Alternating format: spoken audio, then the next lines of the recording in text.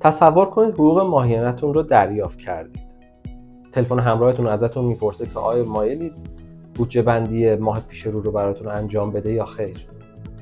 ازتون میپرسه آیا مایلید لیست خرید فردا رو براتون تهیه کنه یا خیر. تصور کنید فردا تشریف میبرید فروشگاه و اقلام مورد نیاز و لیست خرید رو از داخل شلف برمی‌دارید. ولی متصدی وجود نداره که کار پرداخت رو برای شما انجام بده. در فروشگاه یک دوربین وجود داره و با اسکن چهره شما کار پرداخت به محض خروج از فروشگاه انجام میشه. تصور کنید تشریف میبرید بانک، ولی در این بانک هیچ باجه‌ای برای دریافت و پرداخت وجود نداره. اطرافتون رو نگاه میکنید، بانک بیشتر شبیه کافه است. یک کتابخونه زیبا هم وجود داره که میتونید تشریف ببرید و مطالعه کنید. تصور کنید در این بانک شما بانکدار شخصیتون رو دارید که میتونه آخرین اخبار راجع به نرخ بهره، فرصت‌های سرمایه‌گذاری و غیره بهتون اطلاع بده. جهانی که با هم تصور کردیم جهانی هست که فینتک ها قراره برای ما بسازن. بریم یک مقدار در صنعت فینتک عمیق‌تر بشیم تا ببینیم قراره چه کار کنند و ما چه میتونیم در این شرایط انجام بدیم. با آکادمی شعله همراه باشید. فینتک از فناوری مالی یا فاینانشال تکنولوژیز گرفته شده. هدف فینتک ها این هست تمام وجوه مالی انسان رو، یعنی هر جایی که ما با پول سر و کار داریم رو متحول کنه و به یک تجربه سریع، آسان و لذت بخش تبدیل کنه. صف‌های طولانی پرداخت قبض‌های برق و تلفن رو یادتون هست که در بانک‌ها داشتیم؟ یا صف‌های طولانی تمدید دفترچه درمانی. این صف‌ها رو امروز نمی‌بینیم و این به دلیل معجزه فینتک هاست. اما همچنان امروز وقتی می‌خوایم از مزایای بیمه تکمیلی استفاده کنیم و پول رو از بیمه بگیریم، باید در صف‌های طولانی وایسیم و از ساعت‌ها هزینه و خرج تشکیل پرونده کنیم. یا در حوزه گرفتن خسارت ماشینمون، این نشون میده که هنوز فینتک ها در ابتدای راهن و حوزه‌های بسیار زیادی وجود داره که میتونن متحولش کنند. اما چه حوزه‌هایی رو فینتک ها میتونن متحول کنند؟ بریم یک نگاه عمیق‌تری داشته باشیم به حوزه‌هایی که فینتک در اونها عمل میکنه. جهانی که فینتک ها دارن برای ما میسازن اونقدر گسترده است و ابعاد مختلفی داره که متعجب میشیم. تمام تجربیات ما در حوزه بانکی، در حوزه بیمه‌ای یا حتی در حوزه سرمایه‌گذاری رو فینتک ها دارن دگرگون میکنن. اما ببینیم به طور کلی صنعت فینتک رو به چند دسته میتونیم تقسیم بکنیم. ما میتونیم این صنعت رو در دو بعد نرم افزاری و سخت افزاری تحلیل بکنیم. در بعد نرم افزاری اولین خدماتی که باهاش آشنایی داریم خدمات پرداخت و پرداخت‌های دیجیتال هستند. نرم افزار بانکی که شما چند تاش رو ممکنه روی تلفن همراهتون داشته باشید تقریبا یک باجه کامل بانکی رو در اختیارتون میذاره. یا اینترنت بانک تمام اون خدماتی که یک متصدی شعبه میتونه ارائه بده رو در اختیار شما میذاره. یا نرم افزارهایی مثل آپ که خدمات متعدد پرداخت رو در اختیارتون میذارن. فینتک در این بعد همچنان داره توسعه پیدا میکنه و خدمات جدید رو ما در این اپلیکیشن ها تقریبا هر ماه ملاحظه میکنیم. دومین دسته از خدمات فینتک ها به اینشورتک ها معروف هستند. به بیان دیگه اینشورنس تکنولوژیز یا فناوری های بیمه ای. اینشورتک ها قراره خدمات بیمه ای رو برای ما دسترس پذیر، ساده و سریع کنند. فرض کن شما در میانه جنگ متوجه میشید که باید برای منزلتون بیمه جنگ تهیه کنید یا بیمه آتش سوزی تهیه کنید. اینشورتک ها قرار هست به شما این خدمات رو ارائه بدن تا بدون اینکه از منزلتون خارج بشید در یک نرم افزار اعتبار سنجی بشید و بیمه نامه مورد نظرتون رو به راحتی تهیه کنید. یا فرض کنید خسارتی به اتومبیلتون وارد شده. یک اینشورتک به شما کمک میکنه که با عکس گرفتن از محل خسارت و ارسالش داخل اپلیکیشن بتونید مبلغ خسارت رو دریافت بکنید. سومین دسته از خدمات نرم افزاری این حوزه لندتک ها هستند یا لندینگ تکنولوژیز یا فناوری های وامدهی.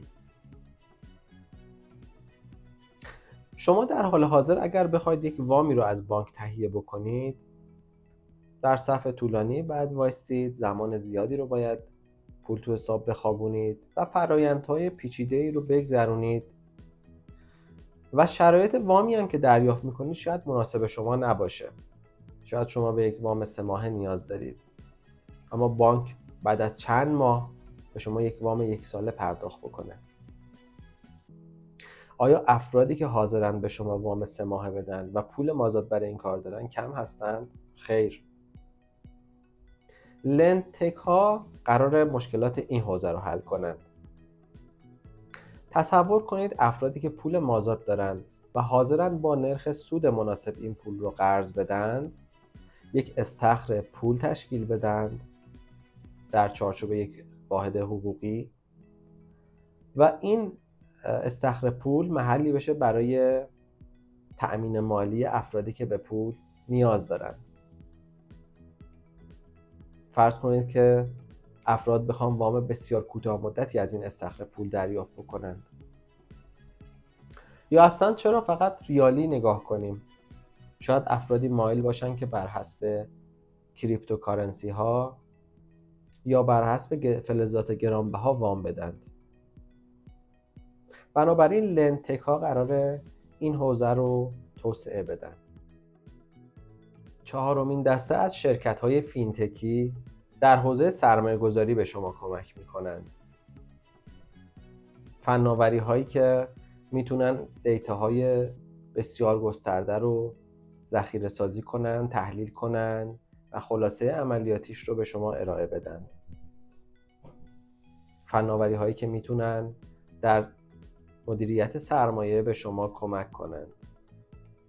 یا پلتفرم هایی که به شما ابزارهای مالی جدید رو ارائه میدن، مثل خیلی از صرافی های رمز ارزی. در این حوزه هم ما با تحول چشمگیری روبرو خواهیم شد. این موارد تنها بخش کوچیکی از تحول هایی هست که فینتک ها قرار هست برای ما به ارمغان بیارن و تحول های زیادی رو هم تا الان ایجاد کردن. همونطور که گفتم فینتک ها رو به دو دسته نرم افزاری و سخت افزاری میتونیم تقسیم کنیم. اما در حوزه سخت افزاری هم فینتک ها ابزارهای متعددی رو میتونن در اختیار ما بذارند. بیاید چند نمونهش رو با هم مرور کنیم. فرض کنید کنتور برق منزل شما به خاطر اینکه در این ماه صرفه‌جویی کردید برای شما گواهی صرفه‌جویی صادر کنه. این گواهی رو به تایید رگولاتور برسونه و در بازار گواهی صرفه‌جویی شما رو بفروشه و مبلغش رو به حساب شما واریز کنه. یا تصور کنید کنتور گاز و آب شما هم به همین صورت بتونه گواهی های صرفه‌جویی رو صادر کنه. دسته دیگری از فینتک های سخت افزاری امروز 10 میلیون نفر در پلتفرم های خرید طلا عضو شدند. حالا اگر ATM ویژه‌ای باشه که این افراد بتونن در اون ATM کیف پول الکترونیکی و کیف طلای الکترونیکی خودشون رو تبدیل به شمش‌های بسیار کوچیک طلا بکنن و طلای فیزیکیشون رو تحویل بگیرن، این یک خدمت فینتکیه. یا دسته دیگه‌ای از فینتک های سخت افزاری رو در نظر بگیرید. شما تصور کنید وارد یک فروشگاه میشید، خریدتون رو از رو شلف برمی‌دارید و به محض خروج از فروشگاه با اسکن چهره شما کار پرداخت انجام میشه. در مجموع وقتی حوزه‌های سخت افزاری و نرم افزاری رو مرور می‌کنیم، متوجه میشیم فینتک ها دارن ما رو به عصر جدیدی از تجربیات مالی وارد میکنن. اما سوال اصلی، شما قراره چه سهمی از صنعت فینتک و آینده این بخش داشته باشید؟ آیا قراره صرفاً مصرف کننده خدمات فینتک باقی بمونید؟ آیا دوست دارید به عنوان کارمند وارد شرکت‌های حوزه فینتک بشید و آینده خودتون رو بسازید؟ آیا توانایی این رو دارید که به عنوان یک مدیر وارد این شرکت‌ها بشید؟ یا اینکه دوست دارید استارتاپ فینتکی خودتون رو راه اندازی کنید؟ شاید هم دوست دارید به عنوان یک سرمایه‌گذار وارد این حوزه بشید. نظرتون رو در این رابطه بفرمایید. مرسی که همراه بودید. پیشنهاد میکنم کانال رو دنبال کنید، زنگوله رو بزنید و منتظر ویدیوهای آموزشی بعدی ما باشید. بدرود.